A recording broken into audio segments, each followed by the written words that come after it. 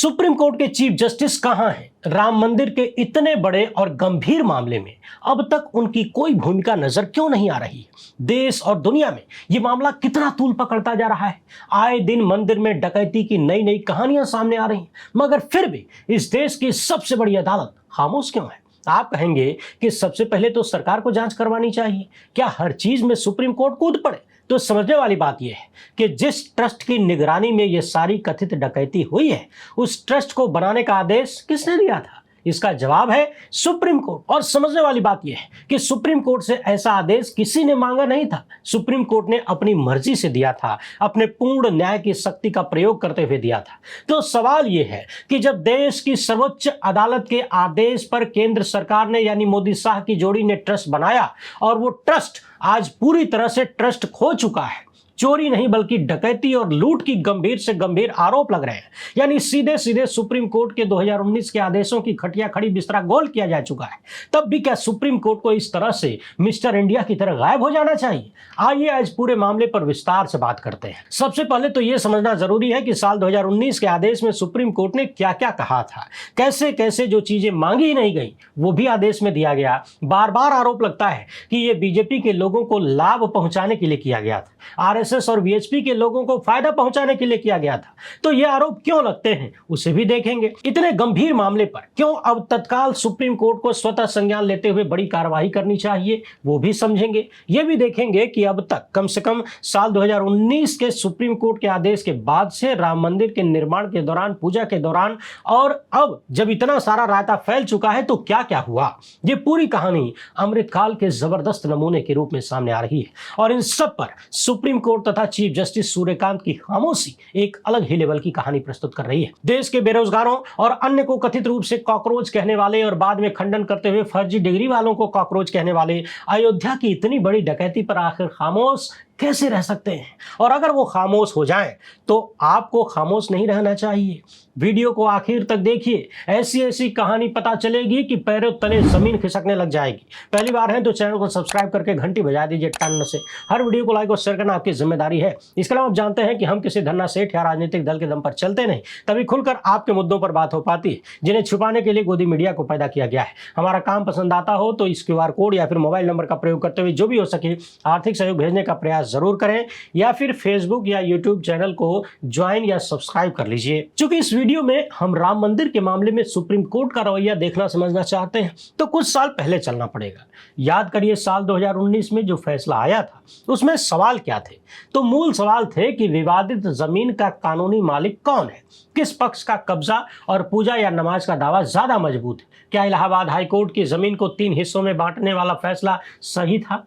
हिंदू और मुस्लिम पक्षों के पुराने सिविल सूट में किसे क्या राहत मिलनी चाहिए? हिंदू पक्ष से लोग गए थे ये कहने कि मुझे रामलला के पास जाकर पूजा करने का अधिकार दिया जाए। इन्होंने कहीं भी जमीन के लिए, किसी ट्रस्ट के लिए या मंदिर बनवाने का आदेश नहीं मांगा था। मुख्य मांग थी पूजा का अधिकार। बात करें दूसरे पक्ष यानी निर्मोही अखाड़ा की तो इन लोगों ने मंदिर या जन्म स्थान का मैनेजमेंट और नियंत्रण मांगा था, यानी उनकी मुख्य मांग मालिकाना जमीन नहीं थी बल्कि मैनेजमेंट और चार्ज थी। वहीं तीसरा पक्ष सुन्नी वक्फ बोर्ड और मुस्लिम पक्ष था। ये पूरी तरह से विवादित जगह सार्वजनिक बाबरी मस्जिद होने का दावा कर रहे थे। इनकी मांग थी कि मस्जिद की जमीन पर इनका टाइटल घोषित हो, जरूरत पड़े तो उन्हें कब्जा लौटाया जाए, मूर्तियां और बाद में बने अनधिकृत ढांचे हटाए जाए। इन्होंने भी कहीं भी किसी भी रूप में किसी दूसरी जगह पर 5 एकड़ जमीन नहीं मांगा था। बाद में इस केस में चौथा पक्ष भी आया, रामलला विराजमान। इन्होंने कहा कि पूरी विवादित जमीन का टाइटल रामलला को घोषित किया जाए, मंदिर निर्माण में कोई बाधा न डाले।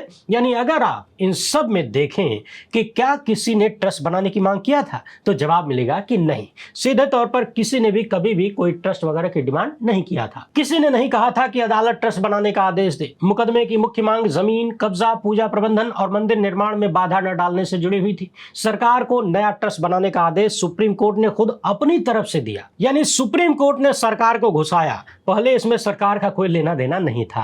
भाजपाई सत्ता की एंट्री सुप्रीम कोर्ट के आदेश से हुई, और भाजपा ही नहीं, बीजेपी, आरएसएस, वीएचपी सबकी एंट्री सुप्रीम कोर्ट के आदेश से हुई। अब यहाँ एक और मामला है कि सुनवाई के दौरान और आदेश में सुप्रीम कोर्ट ने कौन कौन सी बातों को स्वीकार किया।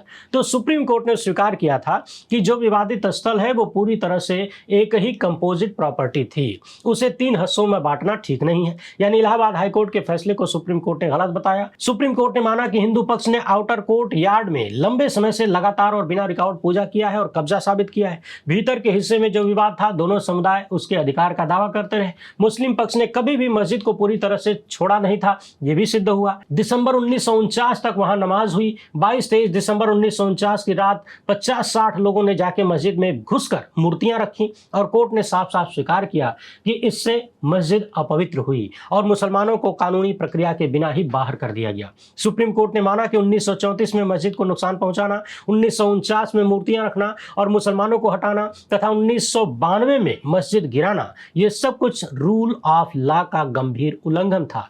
यानी मस्जिद गिराने को लेकर सुप्रीम कोर्ट ने साफ साफ कहा था कि स्टेटस को ऑर्डर और सुप्रीम कोर्ट को दिए गए आश्वासन का यह घोर उल्लंघन था। कानून के शासन का अत्यंत गंभीर उल्लंघन हिंदुत्ववादियों ने किया।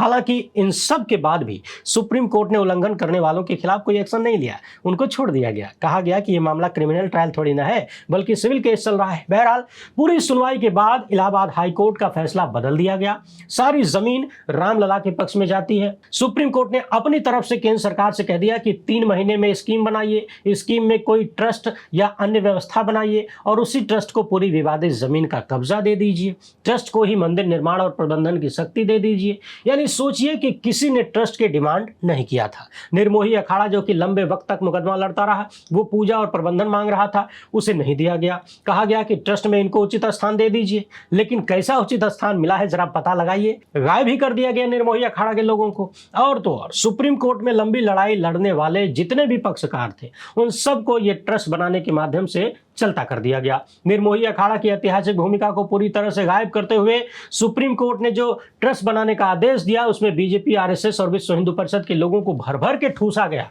लेकिन यहां समझने वाली बात यह है कि ट्रस्ट बनाने का आदेश सुप्रीम कोर्ट ने दिया, पूरी जमीन इकट्ठा एक पक्ष को यानी ट्रस्ट को देने की बात सुप्रीम कोर्ट ने कहा, मुसलमानों को 5 एकड़ वैकल्पिक जमीन देने की बात भी सुप्रीम कोर्ट ने ही कहा। यह सारी चीजें कहीं से भी सुप्रीम कोर्ट से मांगी नहीं गई। ये सब सुप्रीम कोर्ट ने आर्टिकल 142 के तहत यानी पूर्ण न्याय के अपने पावर के तहत दिया था।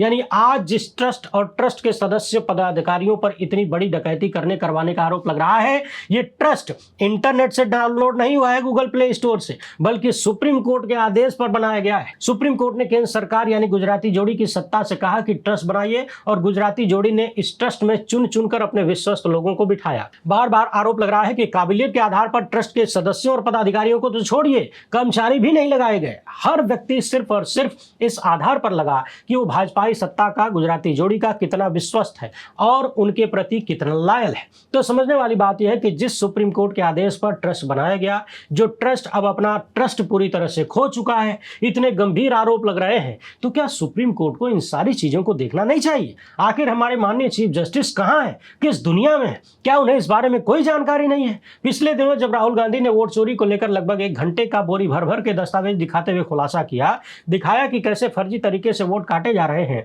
तो सुनवाई के दौरान सुप्रीम कोर्ट ने कहा था कि हमको इसके बारे में कोई जानकारी नहीं है कि किस नेता ने क्या कहा है। अब सवाल यह है कि क्या राम मंदिर के इतने बड़े डकैती मामले को भी माननीय चीफ जस्टिस नहीं देख पाए, या सुप्रीम कोर्ट में तमाम जज जिनकी संख्या अब 34 से बढ़ा के 38 कर दी गई है और इसमें से 37 पद भरे हुए हैं, तो क्या इन 37 जजों को भी इस बारे में कोई जानकारी नहीं है? क्या ये लोग mobile, internet, TV, YouTube, Facebook, कोई भी सोशल मीडिया प्लेटफॉर्म नहीं देखते, नहीं चलाते, या फिर गोदी मीडिया भी नहीं देखते, अखबार भी नहीं देखते? आखिर ये लोग किस गोला पर है? किसी दूसरे ग्रह से आते हैं क्या? यदि नहीं तो फिर इन्हें इस बारे में जानकारी क्यों नहीं है? और यदि जानकारी है तो इन्हें इस बात का एहसास क्यों नहीं है कि सुप्रीम कोर्ट के आदेश पर ही ऐसा ट्रस्ट बनाया गया था? आखिर सुप्रीम कोर्ट आदेश देकर भूल कैसे गया? भूल कैसे सकता है? उसने क्यों नहीं देखा कि ट्रस्ट में किन किन लोगों को बिठाया जा रहा है और वो लोग जो बैठ रहे हैं वो कैसे काम कर रहे हैं?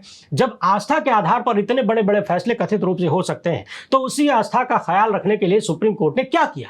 क्या लोग ये मान लें कि बीजेपी, आरएसएस को लाभ पहुंचाने के लिए ही इस तरह का ट्रस्ट बनाने का फैसला किया गया था। अब फैसला चाहे जिस कारण आया हो, लेकिन बीजेपी, आरएसएस और बीएचपी को लाभ तो खूब मिला है, जबकि जो लोग मूल रूप से मुकदमा लड़ रहे थे उन्हें किनारे कर दिया गया, शंकराचार्यों को किनारे कर दिया गया। आखिर सुप्रीम कोर्ट ने कभी क्यों नहीं पूछा कि भाजपाई सत्ता ने जैसे तैसे उल्टा सीधा करके मंदिर बनवा के मंदिर के नाम पर वोट भी मांग लिया, चुनाव भी लड़ लिए, और अब इतनी सारी डकैती भी हो गई। वहीं दूसरे पक्ष यानी मस्जिद वाला मामला कहां अटक गया है? वहां तो आरोप लगते हैं कि जो जमीन दी गई है उसमें भी विवाद है, यानी लोगों का कहना है कि भाजपाई सत्ता ने जानबूझकर ऐसी जमीन पकड़ा दिया जो कि किसी और की है। इस तरह की तमाम बातें होती हैं, आरोप लगते हैं, मगर मूल सवाल देश की सर्वोच्च अदालत से है कि माननीय लोग कहां हैं? देखिए, आपके आदेश से बना हुआ ट्रस्ट किस तरीके से करोड़ों हिंदुओं के ट्रस्ट को कमजोर कर चुका है। और तो और अभी हाल ही में जब कुछ लोग सुप्रीम कोर्ट गए थे ये डिमांड करते हुए कि इस मामले की तत्काल सुनवाई करिए, मुद्दा गंभीर है, तो सुप्रीम कोर्ट कहता है कि अभी कोई जल्दबाजी थोड़ी ना है,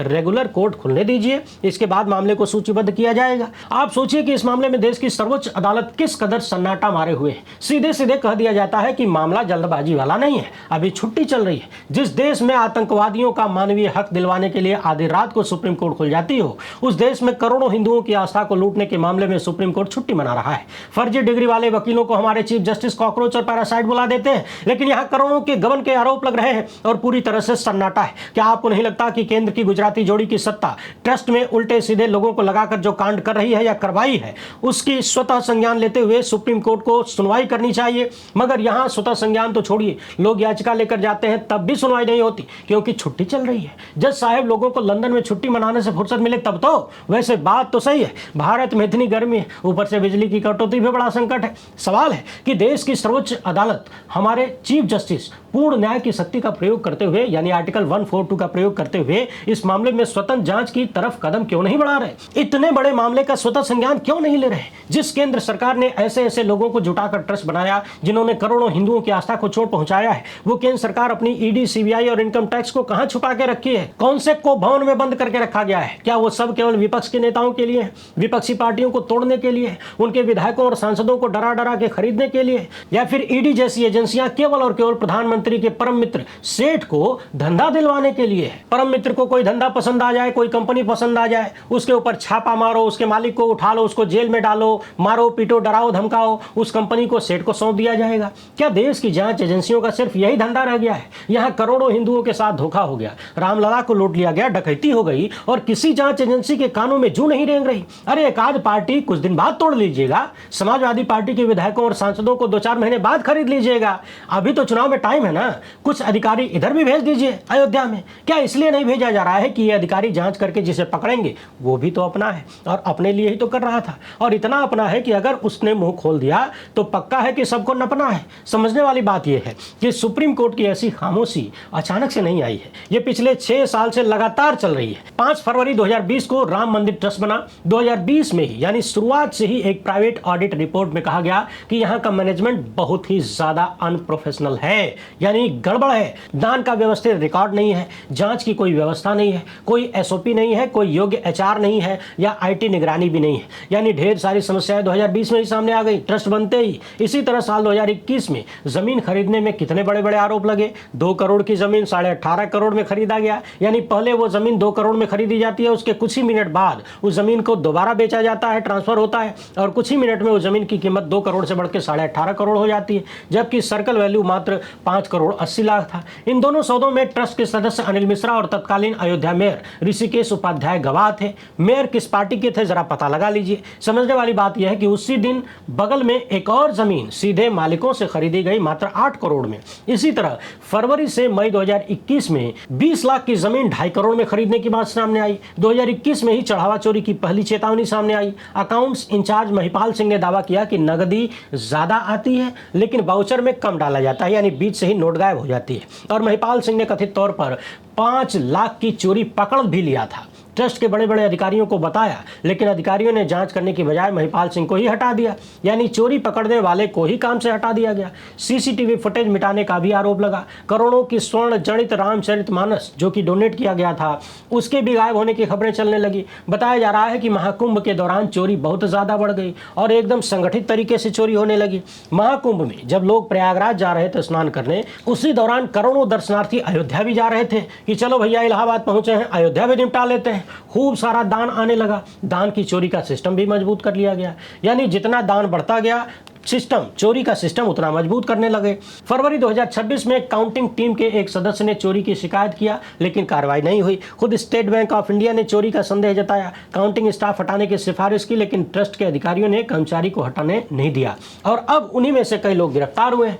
कथित रूप से जून 2026 में जब यह मामला खुला, विपक्ष के नेता अखिलेश यादव ने न्यायिक हस्तक्षेप की मांग किया। पहले तो ट्रस्ट ने आरोप खारिज किया और कहा कि समय समय पर ऑडिट होता है, कोई दिक्कत नहीं है। जब बवाल बढ़ने लगा तो यूपी सरकार ने एसआईटी बनाया। एसआईटी में उन लोगों को रखा गया जिनमें से कुछ लोग पहले से ही जांच के दायरे में फंसे हुए थे। इसी बीच 16 जून को 1250 कीमती ईंटें गायब होने का आरोप लगा, यानी सोना, चांदी, हीरे जड़ित और अष्ट धातुओं की ईंटें चोरी हो गई। कथित रूप से इसके बाद 60 किलो चांदी देने वाले ज्वेलर संगठन के पास रिसिप्ट थी, उसके भी गायब होने पर सवाल उठने लगे। 23 जून को एसआईटी की प्रारंभिक जांच के बाद मामला केवल आरोप तक नहीं रहा, जांच आगे बढ़ती रही। ट्रस्ट से जुड़े हुए एक व्यक्ति की शिकायत पर नकदी चोरी, धन के कथित गबन, बहुमूल्य दान की हेराफेरी को लेकर एफआईआर दर्ज हुई। 8 लोगों को गिरफ्तार किया गया, लेकिन इन 8 में से कोई भी बड़ा नाम नहीं है, सब प्यादे हैं, बलि का बकरा जिसे कहा जाता है। कुछ के घरों से लाखों रुपए कैश भी बरामद किए गए। यहाँ एक बात और चौंकाने वाली है कि एसआईटी ने रिपोर्ट उस अधिकारी को सौंपा जो अधिकारी खुद ही ट्रस्ट में सदस्य के रूप में शामिल है। यानी कथित रूप से यहाँ चोर चोर मौसेरे भाई वाला खेल चल रहा है। जिन लोगों पर गड़बड़ी करने के आरोप हैं, उनकी जांच ऐसे लोगों से कराई जाती है जो खुद ही जांच में फंसे हैं, और फिर वो जांच करके रिपोर्ट ऐसे अधिकारी को दे देते हैं जो खुद ही आरोपियों के साथ उठने बैठने वाले हैं, ट्रस्ट के सदस्य के रूप में। बाकी कहानी आप समझ गए होंगे। इन लोगों ने सीसीटीवी फुटेज तक कई महीनों का डिलीट करवा दिया था। इसी बीच चंपत राय और अनिल मिश्रा ने इस्तीफे की पेशकश किया। हो सकता है कि जब तक आप ये वीडियो देखें तब तक इनके इस्तीफे पर कोई फैसला आ गया हो, या तो स्वीकार किया जाएगा या फिर रोका जाएगा। मगर यहाँ समझने वाली बात यह है कि नोट गिनने और तमाम व्यवस्था को चलाने के लिए जिन लोगों को नौकरियां दी गई, उनसे भी मोटा मोटा घूस लिया गया। नौकरियां दी गई और किसी की काबिलियत देखे बिना केवल और केवल जुगाड़ से नौकरी पर रखा गया। पहले रोजाना 16-17 लाख रुपया जमा होता था, लेकिन यह मामला जब से खुल गया, यानी चोरी पकड़ी गई, चोरी की बात सामने आ गई, तब से रोजाना 24 से 26 लाख रुपया जमा होने लगा, यानी 6 से 8 लाख रुपया प्रतिदिन की चोरी आम दिनों में। वैसे आपको बता दें, लोग ये भी कह रहे हैं कि दर्शकों की संख्या घट गई, यानी घटने के बाद भी दान बढ़ गया है। यहाँ एक बात और याद रखिए, हमारे सूत्रों ने अभी हाल ही में बताया कि ट्रस्ट से संबंधित एक बड़े पदाधिकारी जो कि विश्वगुरु के बहुत करीबी हैं, जिनके पास बहुत ज्यादा पावर थी राम मंदिर के संबंध में, उन्होंने हाल फिलहाल में प्रयागराज में कोई 90 करोड़ की जमीन खरीदने के लिए 10 करोड़ रुपया बयाना यानी एडवांस दिया था। क्योंकि अभी हमारे पास दस्तावेज आ नहीं पाए हैं, इसीलिए हम उनका नाम नहीं ले रहे हैं, लेकिन सूत्रों ने इतनी जानकारी दिया है। आगे का मामला जब आएगा तो दिखाया जाएगा। यानी कुल मिलाकर अब तक इस मामले में जांच के नाम पर इसकी टोपी उसके सर किया जा रहा है। इलाहाबाद हाईकोर्ट में भी सीबीआई जांच के लिए याचिका लगाई जा चुकी है। इंतजार करिए, 6 जुलाई को इस पर सुनवाई होने वाली है, क्या आता है। उधर विश्व हिंदू परिषद के अध्यक्ष ने विपक्षी नेताओं पर सवाल उठा दिया और पुलिस को लेटर लिख रहे हैं कि विपक्षी नेता जो आरोप लगा रहे हैं उनको बुला के जांच करिए, उनसे पूछताछ करिए, उनसे सबूत मांगिए। जिनकी जिम्मेदारी है, यानी जिनकी जिम्मेदारी है, जिनकी नाक के नीचे चोरी हुई है या चोरी करवाई गई है, उनसे सवाल करने की बजाय सवाल करने वालों को ही पुलिस का डर दिखाने की कोशिश हो रही है। समझने वाली बात यह है कि राम मंदिर ट्रस्ट के किसी भी वरिष्ठ पदाधिकारी या ट्रस्टी की गिरफ्तारी अब तक नहीं हुई है और इनमें से किसी का भी नाम एफआईआर में नहीं है। जिन 8 लोगों को गिरफ्तार किया गया है, जिनके नाम एफआईआर में है, वो सब चेले चपाटे हैं, नौकर टाइप के हैं। कोई पैसा गिनता था, कोई ढोता था, यानी छोटे छोटे काम करने वाले जो सिर्फ श्रम करते थे, यानी शैतानी खोपड़ी उनकी नहीं लग सकती थी, वो लगा भी नहीं सकते थे। ऐसी जगह पर चंपत राय के खिलाफ अब तक कोई कार्रवाई नहीं हुई, अनिल मिश्रा के खिलाफ कोई कार्रवाई नहीं, गोपाल राव के खिलाफ कोई कार्रवाई नहीं। इसीलिए बार बार आरोप लग रहा है कि भाजपाई सत्ता अपने इन चहेते लोगों को बचाने का प्रयास कर रही है। और लोग तो ये भी मान चुके हैं कि ये लोग बचा भी लेंगे, क्योंकि सब कुछ उन्हीं के हाथ में है। ऐसा मानने के लिए मजबूर कर रही है भारत की न्यायपालिका, हमारा सुप्रीम कोर्ट। क्या आपको नहीं लगता कि जब सत्ताधारी लोग इस तरह से खुलेआम कांड करने वालों को कथित रूप से बचाने का प्रयास कर रहे हो, तब सुप्रीम कोर्ट और चीफ जस्टिस को आगे आना चाहिए, देश के करोड़ों हिंदुओं की आस्था को पूर्ण न्याय देना चाहिए। और पिछले कुछ ही महीनों में माननीय सुप्रीम कोर्ट ने कई बार आर्टिकल 142 का प्रयोग किया है पूर्ण न्याय देने के लिए। और फिर ट्रस्ट बनाने में, यानी ट्रस्ट बनाने का आदेश देने में भी तो आपने 142 का प्रयोग किया था। एक बार फिर से लोगों के ट्रस्ट को बचाने के लिए इसका प्रयोग कर लीजिए। भाजपाई सत्ता यानी बीजेपी, आरएसएस और विश्व हिंदू परिषद से तो किसी को भी कोई उम्मीद रह नहीं गई है, लेकिन यदि न्यायपालिका इसी तरह खामोश रही तो वहां से भी उम्मीद टूट जाएगी। बाकी देखते जाइए अमृतकाल का अमृत प्रभाव कहां तक, कितना और क्या क्या काम करवाता है। वीडियो पसंद आई हो तो ज्यादा से ज्यादा लोगों तक पहुंचाएं। पहली बार है तो चैनल को सब्सक्राइब कर लीजिए। हमसे जुड़ने के लिए बहुत बहुत धन्यवाद।